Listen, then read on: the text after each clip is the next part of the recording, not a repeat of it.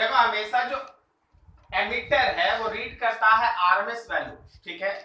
तो अभी यहाँ पे जो हम लोगों का रीडिंग होगा वो होगा I RMS, and I RMS is equals to V RMS by Z. V RMS हो गया हम लोगों का पीक वैल्यू 20√2 डिवाइडेड बाई √2, और जेड का वैल्यू क्या यहाँ केवल एक्ससी होगा। तो ऊपर हो गया हम लोगों का 200 और नीचे एक्ससी का मतलब हो गया 1/c ओमेगा, मतलब 200 वापस से c और ओमेगा ऊपर। तो ऊपर हो गया हम लोग का 200, c के जगह पे हो गया 1 माइक्रोफैराड 1 × 10⁻⁻6 और ओमेगा के जगह पे 100। ओके, कितना आया ये 2 × 10⁻⁻2, सो इट इज 0.02 एम्पियर। देखो आंसर,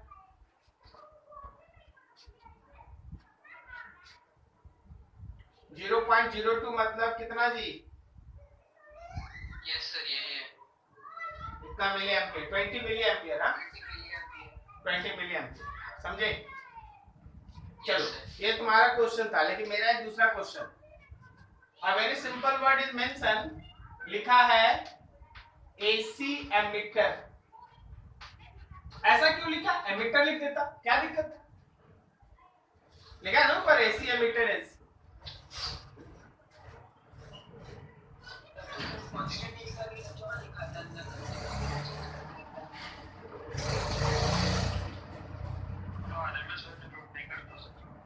सुनो जरा, एसी एमिटर एक्चुअली है ना हॉट वायर एमिटर होता है, और वो है ना हीट के बेसिस पे करंट को रीड करता है, हमेशा आरएमएस वैल्यू। अगर तुम वहां पे एसी एमिटर के जगह पे कोई जनरल एमिटर पुट करके रखता, अगर तुम वहां पे एसी एमिटर के जगह पे कोई जनरल एमिटर पुट करके रखता तो उसका रीडिंग जीरो होता है, क्योंकि जनरल एमिटर डिपेंड करता है चार्ज के फ्लो पे। ओके, तो पॉजिटिव साइकिल में जितना जाएगा नेगेटिव साइकिल में वापस आ जाएगा, क्लियर। लेकिन एसी के रीडिंग को देखने के लिए जो एमिटर बनता है वो जनरल एमिटर नहीं होता, वो गैल्वेनोमीटर से कन्वर्ट किया हुआ एमिटर नहीं होता। क्या आपको समझ में आया? अगर गैल्वेनोमीटर से कन्वर्ट करके बनाया गया एमिटर को आप एसी के सर्किट में यूज करेंगे, रीडिंग हमेशा जीरो होगा, क्योंकि जितना चार्ज इधर जाएगा उतना चार्ज वापस आ जाएगा। सही है? तो AC emitter is actually based on hot wire, ठीक है, heating effect, hot wire heating effect. If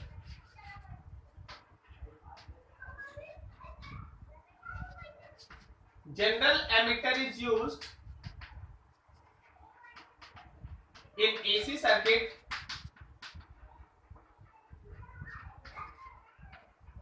then its reading is always zero. Then its reading is always zero. उसका रीडिंग हमेशा जीरो होता है, ठीक है। Then its reading is always zero. देखिए आपका न्यूमेरिकल ये रहा, लेकिन ये भी एक इंपॉर्टेंट कॉन्सेप्चुअल क्वेश्चन है, याद रखिएगा, ठीक है। Why hot wire emitters are used in measurement of AC, and what is the average, what is the reading of any emitter when it is connected in AC circuit? That answer is zero. ठीक है, note करो।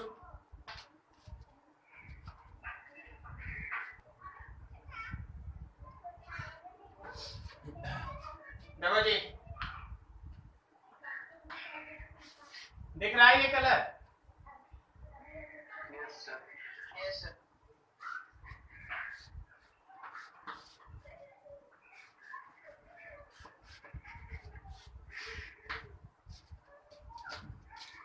ये L का value है 10 milli henry, यह है 4 ओम, यह है 6 ओम, यह है 20 वोल्ट,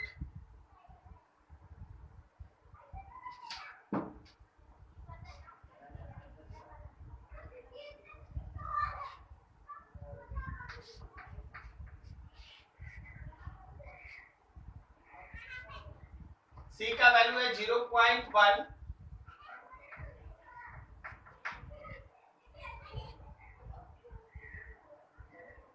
5 ओम और ये है 5 ओम। अब हम आपको बोल रहे हैं आप दो सर्किट को पहचानिए, इसको देखिए और फिर आप इसको देखिए। लेफ्ट वाला सर्किट क्या एलआर सर्किट है? Yes sir. तो इस लेफ्ट वाले सर्किट की वजह से जो आप करंट लेंगे क्या वो लिख सकते हैं आई नॉट 1 माइनस ई पे power minus t by tau, और टॉ की जगह पे लिख सकते हैं L by R. Yes sir. I naught की जगह पे लिख सकता है e by R equivalent. R equivalent में ये दोनों सीरीज में है ना, 4 और 6 10। 1 माइनस ई पे power t by L by R, R की जगह पे याद रखना 10 लेना।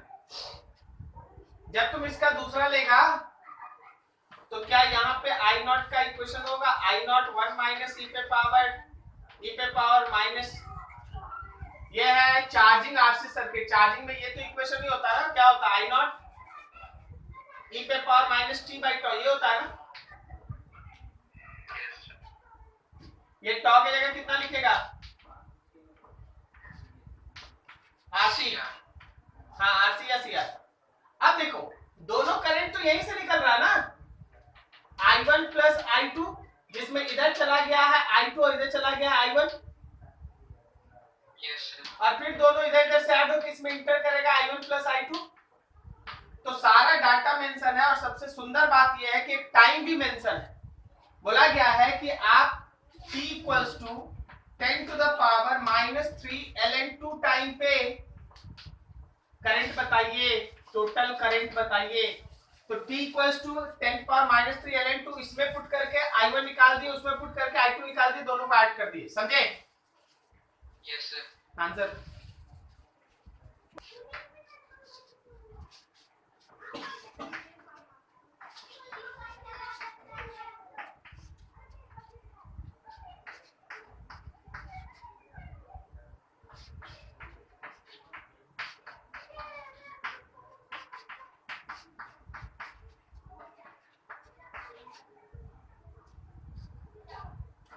मेरे हिसाब से यहां होगा B naught I naught is P naught by 2 साथ में cos पाई। समझे क्या हुआ? ये पी नॉट का वैल्यू दिया है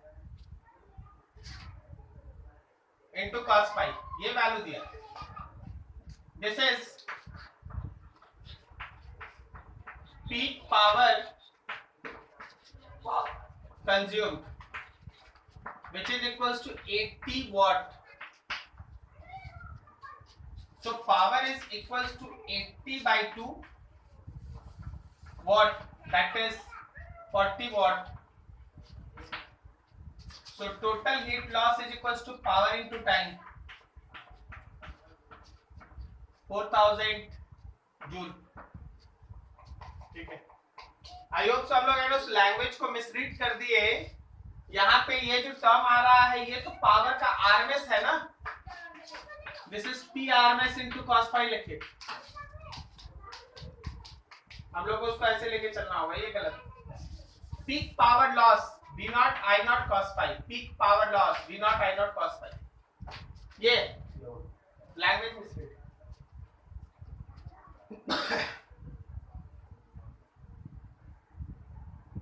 और किसी का कुछ?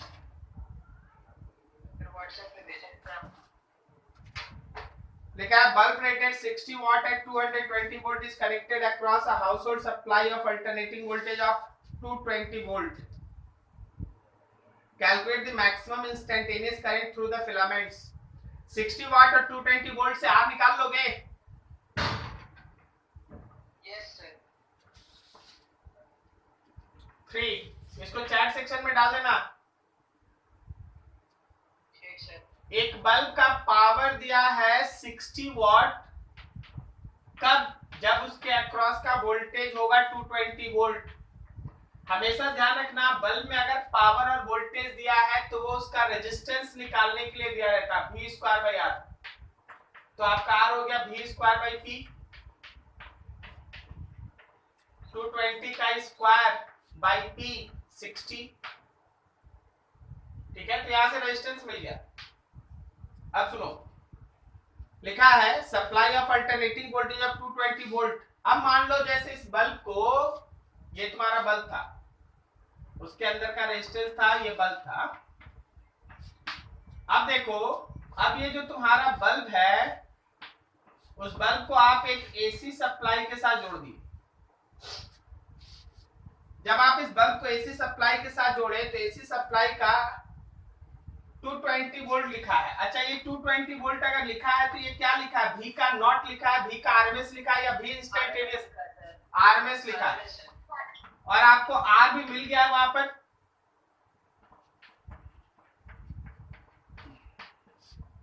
इतना रेजिस्टेंस। अब आपसे पूछा जा रहा है calculate the maximum instantaneous current. Current का इंस्टेंटेनियस का मैक्सिमम वैल्यू निकालो, I नॉट मैक्स। तो क्या लिखेगा? V नॉट बाई R लिखेगा। V नॉट का वैल्यू होगा 220√2 और जो रेजिस्टेंस तुम निकाला उसको यूज कर लो, 4840/6। सॉल्व कर दो आंसर। ठीक है,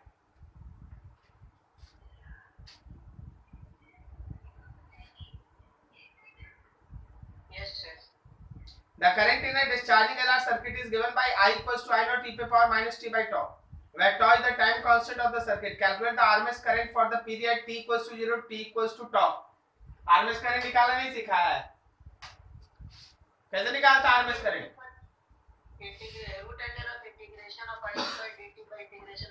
तो क्यों पूछ रहा हमसे? मतलब इंटीग्रेट कर दे तुम्हारे लिए, हमको आता है उतना।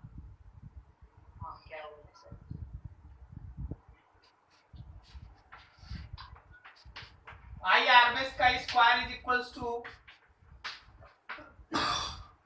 I नॉट स्क्वायर dt का इंटीग्रेशन, नीचे इंटीग्रेशन ऑफ dt। ये स्क्वायर लगा दिए, बाद में रूट लगा देंगे। क्या क्या करते रहता है। क्या यहाँ पे लिख सकते हैं I नॉट का स्क्वायर e पे power minus 2t by toe and dt का इंटीग्रेशन 0 से लेके टॉ तक, और यहाँ नीचे टॉ लगा दिए। तो ये हो गया I नॉट स्क्वायर बाई टॉ। बोलो जी e पे पावर माइनस 2t बाई टॉ का इंटीग्रेशन बोलो, e पे power minus 2t by toe minus 2t by tau और फिर माइनस 2 बाई टॉ बाई 2 नीचे आएगा। Yes sir. क्या ये टॉ और ये tau cancel? Yes sir. Minus I naught का स्क्वायर बाई 2 हुआ, e पे power minus 2 tau tau cancel, minus 2 minus e पे पावर 0। बोलो बोलो, ये तो खत्म। Yes sir. 1 ना, 1 हो जाएगा ना? यस सर, वही गड़बड़ हुआ। तो ये 1 हो जाएगा। सॉल्व कर दो आंसर। यस सर, यही गड़बड़ किया। ये नॉट e के पावर 0 को 0 करके खत्म कर दिया। लिखा peak value of alternating current is 5 ampere and frequency 60 hertz, find its RMS value. नहीं बना? हाउ विल जो है वो आरएमएस वैल्यू निकल गया। हाउ विल अच्छा, अगर 60 हर्ट्ज फ्रीक्वेंसी है तो टाइम पीरियड निकाल लेगा? Yes sir. बताना। फ्रीक्वेंसी है 60 हर्ट्ज, आप यहाँ टी निकाल लीजिएगा ना? Yes sir. अब जरा बताइए और फिर से बताइए।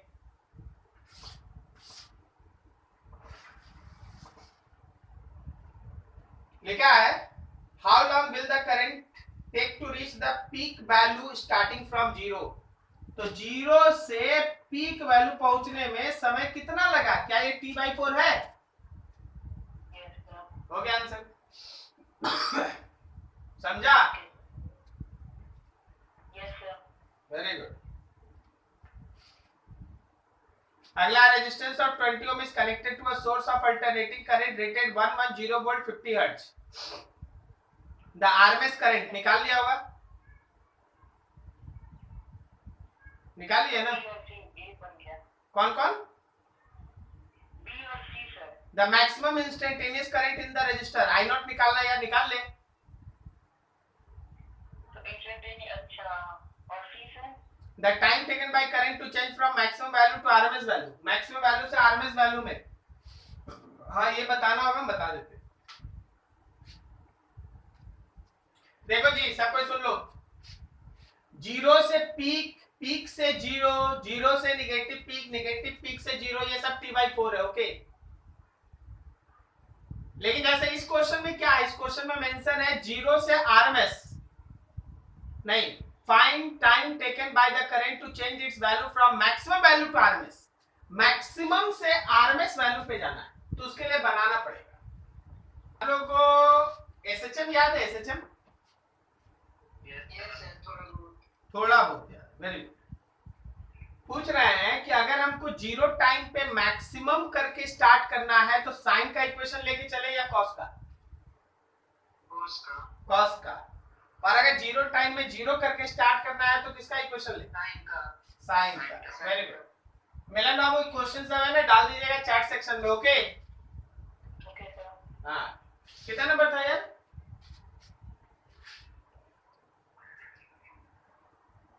1 number.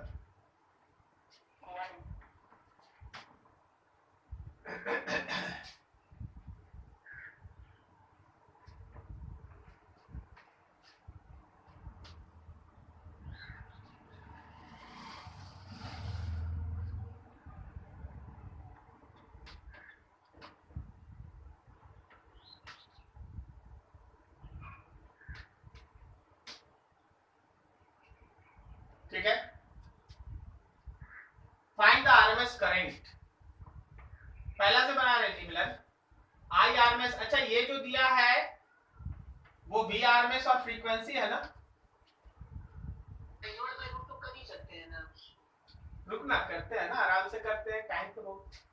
We RMS by are तो 110/20 और यहां से आ गया 5.5 एम्पीयर। क्वेश्चन का बी पार्ट है आई नॉट निकालना है, तो आई नॉट निकालना है तो आई आरएमएस को √2 से मल्टीप्लाई कर लो, 5.5 इंटू √2। सी पार्ट क्या है? सी बोला है टाइम टेकन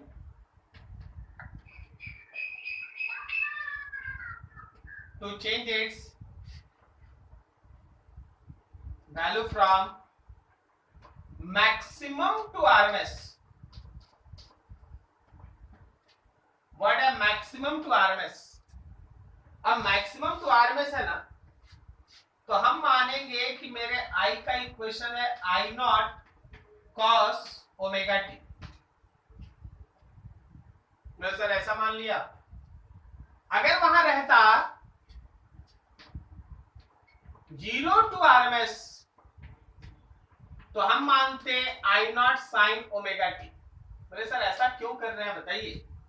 इससे फायदा ये होता है ना सर, तो आई को आई नॉट बाय रूट को दे देंगे कि जीरो टाइम में मेरा आई जीरो होगा और फिर हमको एक t equals to T time निकालना पड़ेगा जहां मेरा आई नॉट बाई √2 हो। सर आई नॉट होगा पहले वाले में। क्यों? कॉस है। हाँ ठीक ठीक, जीरो टाइम में मेरा आई नॉट होगा और फिर टी टाइम में आई नॉट बाई √2 होगा। तो चल भाई यहाँ देख ले, टी निकालना है बस। तो क्या हम I naught by √2 I naught cos omega t निकाल देंगे? आई नॉट कर दिया। बोलो भाई 1/√2 क्या ये cos π/4 है और cos ओमेगा टी मतलब π/4 इज इक्वल्स टू ओमेगा के जगह 2π/t और t, ये पाई और पाई कटा तो क्या small t is equals to t/8 है। समझे जी मिलन बाबू? इतना समय लगेगा किस काम में? इतना समय लगेगा बोलो तो पूरा लाइन मिलन, ये समय किस काम में लगेगा? Max to RMS value. This is बिल्कुल सही, this is time taken to change current from maximum to RMS. ये मैक्सिमम टू आरएमएस है। चलिए जरा उसको सॉल्व करके देखते। तो यहाँ पे t equals to zero time में आई जीरो और t equals to T time में I का वैल्यू होना चाहिए RMS मतलब I नॉट बाई रूट 2। ठीक है, तो यहां से क्या हम लोग ऐसे सॉल्व करेंगे, I naught by root 2 is equals to I naught sine omega t, I naught cut गया 1 by root 2 is equals to sine omega t. समझ गए? फिर से इसको सॉल्व कर लो, sine pi by 4 is equals to sine omega t, और यहां से फिर आगे प्रोसीड कर लीजिए, वही टाइम आ जाएगा टी बाई। क्लियर है? ठीक जा रहे हैं? तो आपको जब जैसे क्वेश्चन बोलेगा उस हिसाब से बनाना पड़ेगा। अगर 0 टू आरएमएस है तो साइन वाले इक्वेशन लेके बनाइए, अगर मैक्सिमम टू आरएमएस है तो कॉस लेके बनाइए। क्लियर है? Yes sir. चलो और है कुछ?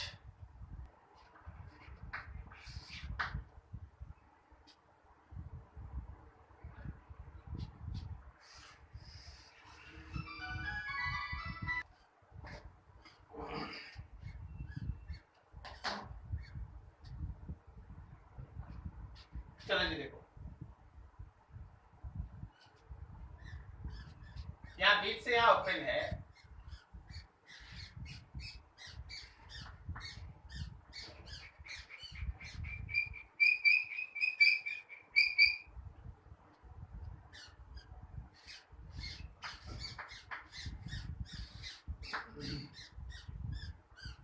यहाँ पे एक ई लगा हुआ है, ये आके इससे है ना कनेक्टेड है। क्वेश्चन ये कहता है figure shows the circular coil of n turns and radius a connected to a battery of EMF E through rheostat. इसका रेडियस a है और इसका नंबर ऑफ टर्न्स n है, EMF E है, और रियोस्टेट का पूरा रेजिस्टेंस R है। रियोस्टेट का पूरा रेजिस्टेंस R है और इसका पूरा लेंथ L है। बोला था resistance of the coil is small r, ऊपर में एक कॉइल है स्मॉल सर्कुलर, अच्छा नहीं सॉरी, इस कॉइल का रेजिस्टेंस है स्मॉल r। ठीक है, the resistance of the coil is a small circular loop of radius a dash and resistance r dash is placed coaxially with the coil। इस coil के साथ कोएक्सियली यहाँ पे एक छोटा सा एक और कॉइल प्लेस्ड है, छोटा। The centre of the loop is at a distance x from the centre of the coil, यहां से लेके यहां तक का डिस्टेंस x है। उसका रेडियस है a डैश और रेजिस्टेंस है r डैश। इसका रेडियस है a डैश और रेजिस्टेंस है r डैश। आगे लिखा है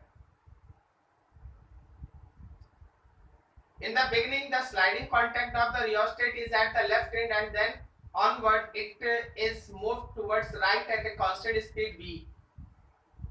0 टाइम पे x इक्वल्स टू 0 को टच करता है और ये राइट की तरफ बढ़ता है v वेलोसिटी से, ये राइट की तरफ बढ़ता है v वेलोसिटी से। ये x इक्वल्स टू l है, x इक्वल्स टू l, ये राइट की तरफ बढ़ता है v वेलोसिटी से। तो t टाइम में कहीं यहां टच करेगा, देखना जी, मान लो t टाइम में यहां टच करता है तो क्या यहां से यहां तक का लेंथ, क्या यहां से यहां तक का लेंथ vt होगा? लिखा है find the EMF induced in the small circular loop at the instant. हम लोग इंस्टेंटेनियस EMF निकालेंगे स्मॉल सर्कुलर लूप में। पहले तो तुमको इस पूरे कहानी को समझना पड़ेगा। जो हम बोलेंगे फिगर को देखना, हमको मत देखना, फिगर देखना। जब मेरा रियोस्टेट नीचे लेफ्ट से राइट की तरफ चलेगा, जब मेरा रियोस्टेट लेफ्ट में रहेगा, जब मेरा रियोस्टेट लेफ्ट में रहेगा तो क्या सर्किट में रेजिस्टेंस मैक्सिमम है? Yes sir. अब जैसे जैसे वो रियोस्टेट राइट की तरफ चलेगा, रेजिस्टेंस सर्किट का घटेगा, करंट सर्किट में बढ़ेगा, और उस करंट के बढ़ने की वजह से उसका जो बी फील्ड है लूप का वो बढ़ेगा। वो बी फील्ड ऊपर वाले कॉइल से भी जुड़ा है तो उस कॉइल का फ्लक्स चेंज करेगा और ऊपर वाले कॉइल से अगर फ्लक्स चेंज करा तो उसका रेट ऑफ चेंज उसका ईएमएफ होगा। क्या समझा? Yes sir. अब जो बोले हैं बस उसी पे हम काम कर देंगे किसी टाइम पे लेके। ध्यान से देखना, मान लो किसी इंस्टेंट पे मेरा ये पर्टिकुलर रियोस्टेट यहाँ टच कर रहा है, तो याद रखना रेजिस्टेंस इस पोर्शन के लिए नहीं, रेजिस्टेंस इस पोर्शन के लिए आपके लिए काम में आएगा L minus VT,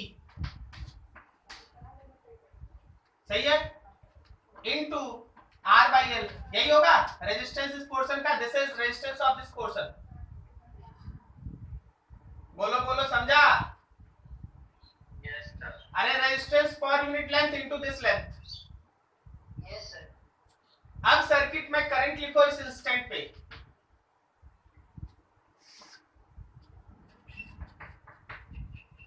at any instant I is equals to E by R at t equals to t. I is equals to E by L minus VT R by L plus small r। देखो समझा क्या? इस branch का इतना resistance और plus इसका भी तो रेजिस्टेंस लेगा। Yes sir. ये तुमको दिखाता है, ये तुमको क्या दिखाता है कि I is function of time, I function है टाइम का। ठीक है, चलो भाई करंट बना लो। करंट चला ऐसे, करंट चला ऐसे, ऐसे। जब करंट ऐसे चलेगा तो क्या इस करंट की वजह से एक बी फील्ड ऐसे इंट्रोड्यूस हो रहा है? देखो जी, बोलो बोलो। Yes sir. Due to this current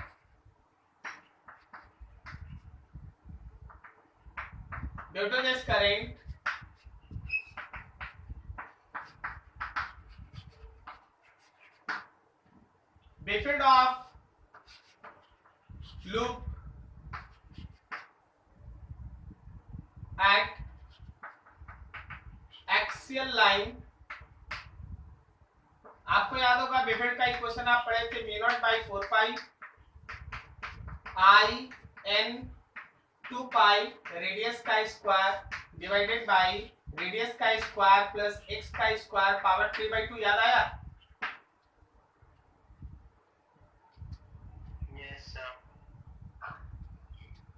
I थोड़ा बड़ा है, लिख नहीं रहे हैं, आई के जगह पे ये वैल्यू पुट करेगा।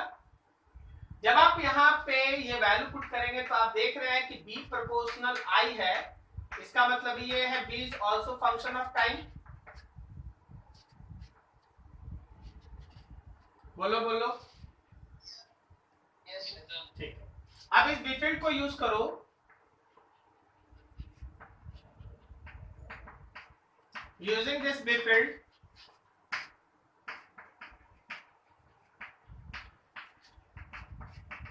magnetic flux through small loop, magnetic flux through small loop. जो ऊपर का स्मॉल लूप है उसका मैग्नेटिक फ्लक्स। क्या हम लोग इस फ्लक्स को लिख सकते हैं? B फील्ड इनटू पाई उसका रेडियस का स्क्वायर, नंबर ऑफ टर्न्स उसमें दिया नहीं। बोलो बोलो। तो क्या मेरे फ्लक्स का वैल्यू आया B फील्ड के जगह पे mu not by 4 pi I n 2 pi R square divided by R square plus x square power 3/2 into pi a dash का स्क्वायर। क्या सही है? Yes sir. अब तुम वहां ध्यान देगा तो flux proportional I, so flux is also function of time. Flux depend कर रहा है I के ऊपर, तो फ्लक्स भी जो है वो टाइम का फंक्शन है। क्या सही है? Yes sir. ठीक। अब तुमको चाहिए EMF, सो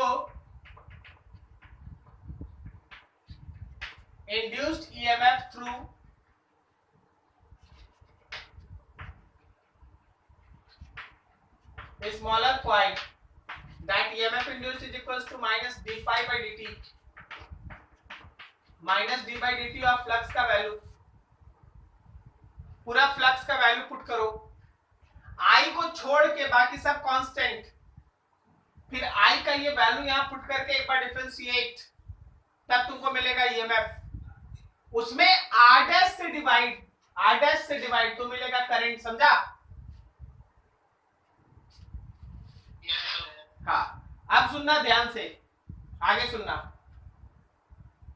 आगे क्वेश्चन क्या लिखता है, ए में पूछा the contact begins to slide, बोला कि कॉन्टैक्ट अभी स्लाइड करना स्टार्ट करे उस समय करंट निकालो, तो जो फर्दर फाइनल इक्वेशन आएगा उसमें टाइम की जगह 0 पुट कीजिएगा, पहला आंसर आएगा। Yes sir. दूसरा, it has slide through half the length of the rheostat, जब वो आधा लेंथ ट्रेवल कर जाए तो उस समय टाइम के जगह पे L/2/v पुट करना, आंसर आएगा, समझा? बी का आंसर यहां से आएगा और ए के आंसर के लिए टी का जगह पे 0 पुट करो, क्लियर है? चलो नोट करो फटाफट, नहीं बनेगा अभी हम बना देंगे, थोड़ा जगह मिलेगा बना देंगे, फटाफट करो।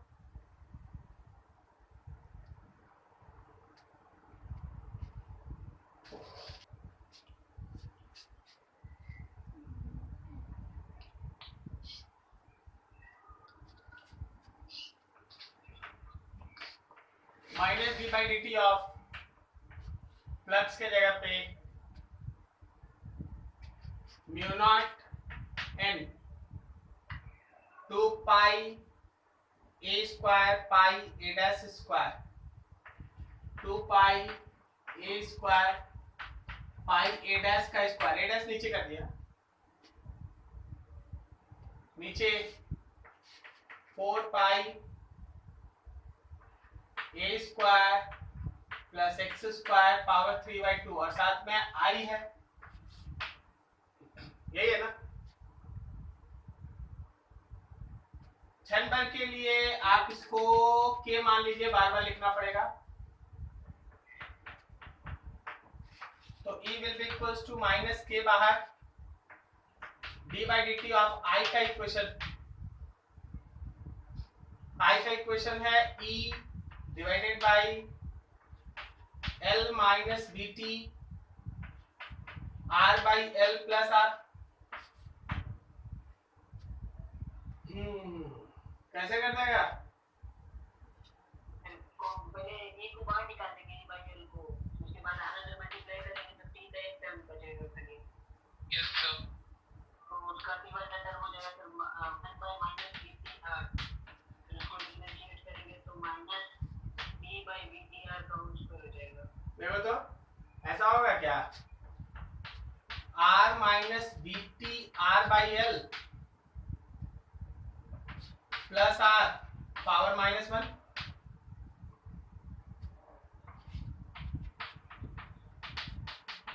पावर आगे पावर में एक माइनस,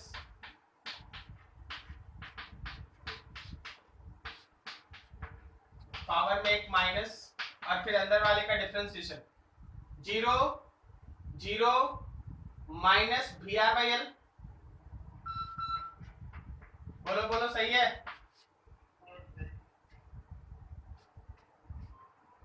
अब ये मेरे ईएमएफ का इक्वेशन, हाँ, जिसमें के जगह पे ये पूरा चीज लिखा ना, बाकी है अभी, क्लियर है?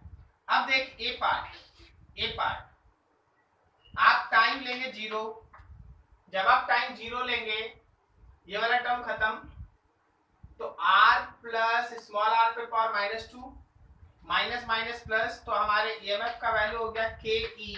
अच्छा, आपको करंट लिखना था, याद रखिएगा आर डैश से लास्ट में डिवाइड करना होगा, के ई आर प्लस आर पे पावर -2 और साथ में minus V R by L. के जगह ये वैल्यू पुट करके देखना तो कितना है आंसर, और कर लेना, आ जाएगा आंसर। और बी में फिर आप टी के जगह पे पुट कर दीजिएगा L/2 भी, हाँ, आ जाएगा आंसर। एक बार नहीं, अभी 3-4 बार ट्राई करना, आंसर आ जाएगा। हो जाएगा। ठीक। आप बना लेना। चलो जी, एक दो और क्वेश्चन है, पूछ लो ना, क्या टाइम, क्या नहीं है। अच्छा, एडी करंट एक बचा हुआ था ना? एडी करंट बता देते क्योंकि एलसी ऑसिलेशन पढ़ाना भी मुश्किल है, उतना समय है नहीं। ठीक है, तो एडी करंट कर लेते हैं। हो गया सबका? एक सवाल पूछना था। हाँ बोलो ना। सर रेजिस्टेंस का जगह चेंज करेंगे तो करंट को इफेक्ट पड़ेगा क्या? कहाँ?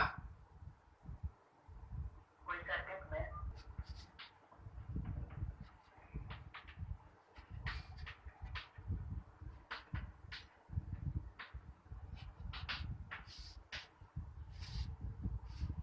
देखो भाई, समझना ध्यान से।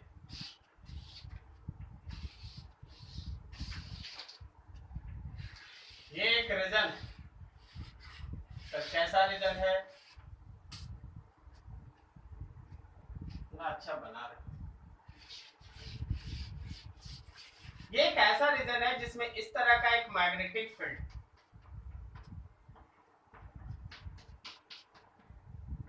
ऐसा मैग्नेटिक फील्ड,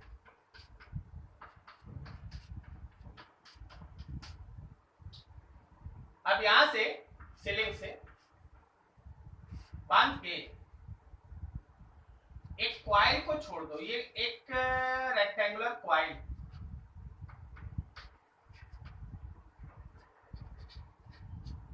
रेक्टेंगुलर क्वाइल, जब आप इसको छोड़िएगा तो ये स्विंग करता हुआ आएगा, बेफिट के अंदर इंटर करेगा। मान ली यहां इंटर कर रहा है, ये इंटर कर रहा है, ये इंटर कर रहा है।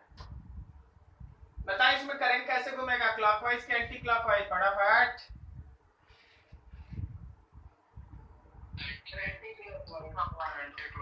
एंटी क्लॉकवाइज करें, घूमेगा। ठीक है, यही घूमेगा ना? फिर से पूरे यही घूमेगा ना? बीच में तो हवा है, वहां नहीं घूमेगा? अरे हवा में कैसे घूमेगा बोल रहा है? एक सेकंड।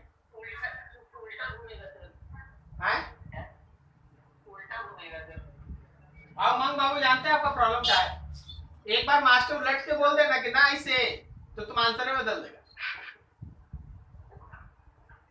अरे थोड़ा अंदर कॉन्फिडेंस लाओ।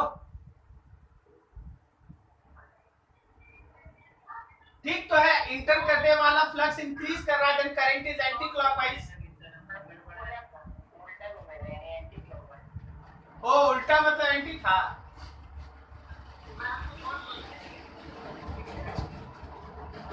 चलो आगे, अब यही कहानी इधर से दोहराते हैं। लेकिन इस बार जो है वो मेरे पास है कोई एक मेटल का प्लेट,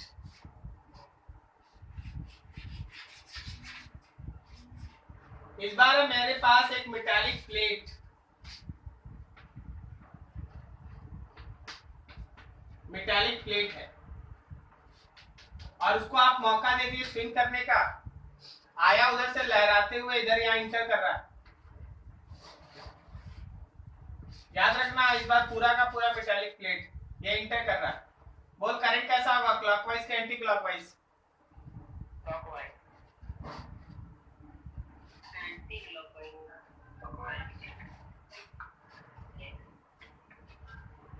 बोलिए भाई, करंट क्लॉकवाइज के एंटी क्लॉकवाइज?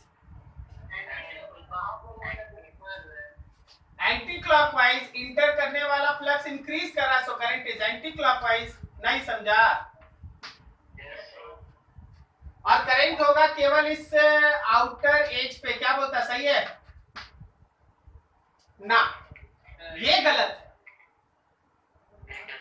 पूरा का पूरा मेटालिक प्लेट के अंदर सर्कुलेटिंग करंट डेवलप हो जाएगा, सर्कल, स्पाइरल नहीं बोल रहे हैं।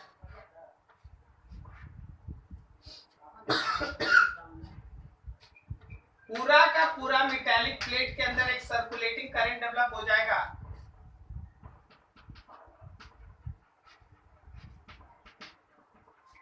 सर्कुलेटिंग करंट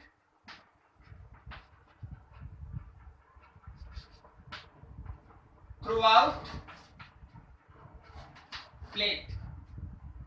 हम बोल रहे हैं सर्कुलेटिंग करेंट, हम बोल रहे हैं सर्कुलेटिंग करेंट। हर एक करंट एक क्लोज लूप बनाएगा। आप हड़बड़ी में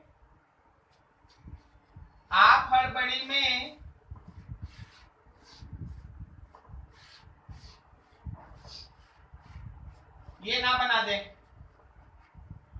ये पूरा गलत है। समझ गए हम क्या बता रहे हैं? हर एक करंट अपना क्लोज लूप बनाएगा। एक करंट का पूरा जो मेटालिक सरफेस है उसके अंदर एक सर्कुलेटिंग करंट डेवलप होता है, and that circulating current is called eddy current. ये जो सर्कुलेटिंग करंट है इसी को आप एडी करंट कहते हैं। तो अब क्या हुआ एडी करंट, समझना ध्यान से।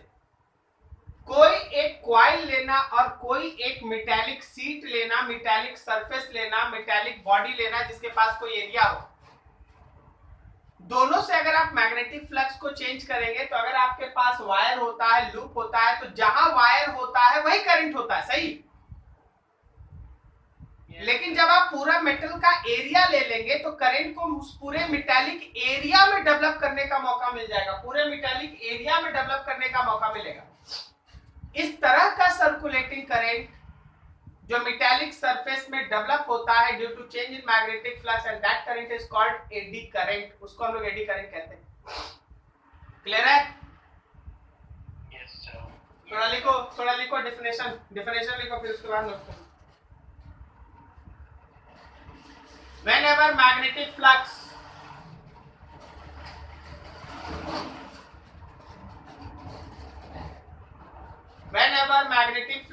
associated with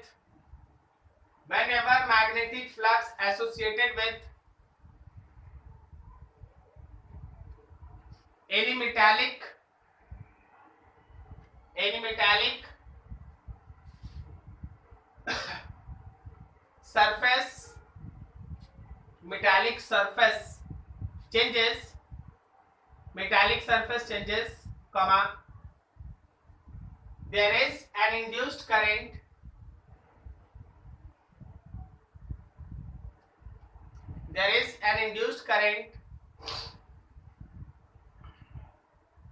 developed throughout metallic surface. There is an induced current developed throughout metallic surface.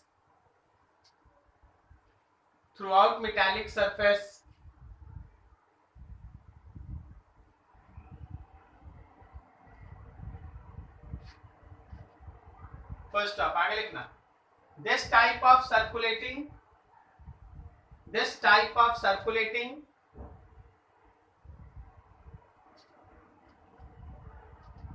current, circulating induced current, this type of circulating induced current developed through metallic surface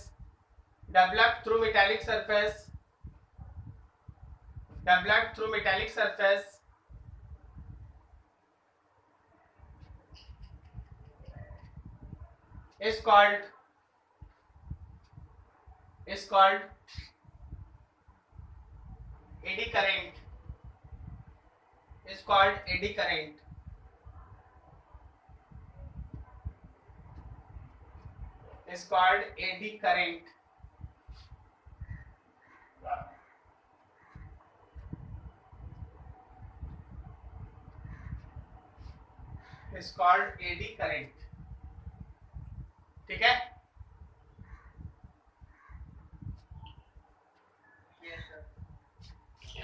अब तुमको एक theoretical question लिखा देते हैं, इसका answer आप खुद से लिख लीजिएगा। क्वेश्चन लिखिए, right advantage and disadvantage of eddy current.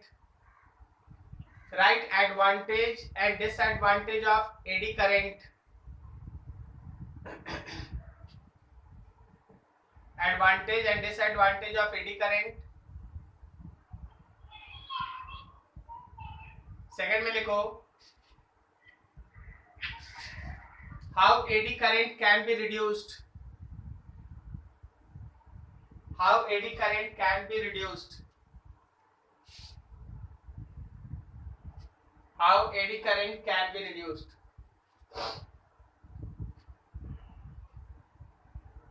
ठीक है.